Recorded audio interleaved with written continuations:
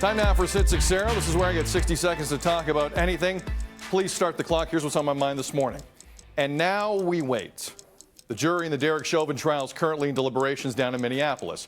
For the last 3 weeks, we've witnessed more than 40 witnesses called, all of whom in some way could speak to the murder of George Floyd 11 months ago. It's in the hands of the jury now. 6 white women, 2 white men, 3 black men, 1 black woman, and 2 multiracial women. While we wait, some are preparing. For what?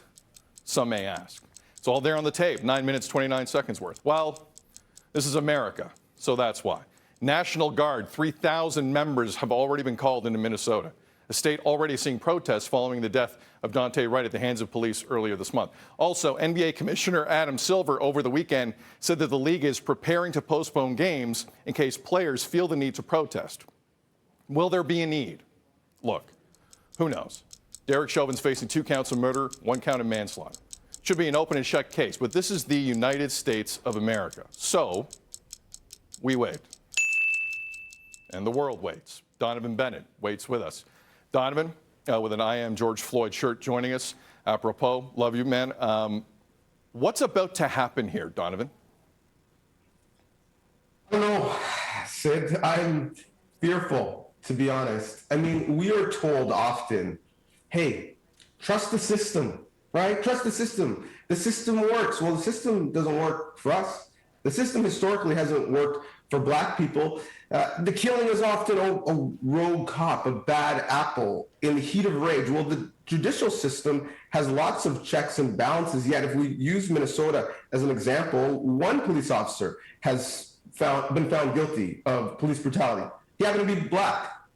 White police officers often don't have charges laid, and then when they do, unfortunately, they are let off when you trust the judicial system. So the thought that we should think this is different than Trayvon Martin or Rodney King or in Minnesota, Philando Castile, I struggle to believe that it will be different. And I think, sadly, you're going to see outrage regardless.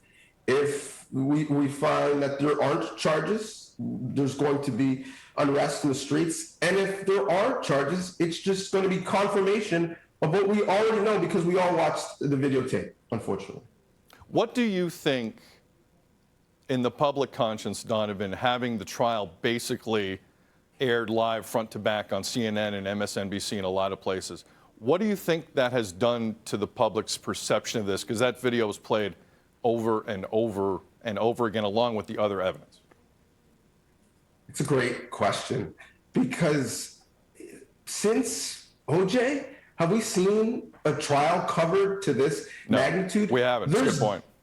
Yeah, there's daily podcasts breaking down what's happening in that courtroom. If you aren't watching it live on CNN or on City in our news recaps at night. And I think what we've had is humanity, not just for George Floyd, who lost his life, who's not going to have his due process. We've had humanity for the people who had to witness that in real time, who were documenting it, videotaping it, and saying how that moment has been stuck with them, and how the defense really has vilified them and said that they were angry, and that's part of the reason why they didn't help and resuscitate George Floyd, is because they had to control the crowd on the sidewalk. We also had some humanity for the jurors, Juror 75, who said early in the proceedings that cops would play Another One Bites the Dust outside of their cars when they're inside black communities, when lives would be lost, almost as if the Minnesota police were antagonizing them.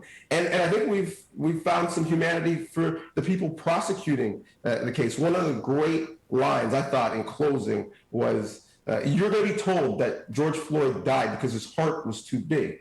But in fact, George Floyd died because Derek Chauvin's heart was too small. So I think the television coverage has made these characters come to life because before this, the only real character we knew about was George Floyd when he lost his life. I know a closing line when I hear it. Donnovan Bennett, friend of the show, appreciate you. Thank you very much. Appreciate you. Again, the deliberations continue. If something breaks this morning at any point here on BT, we'll let you know.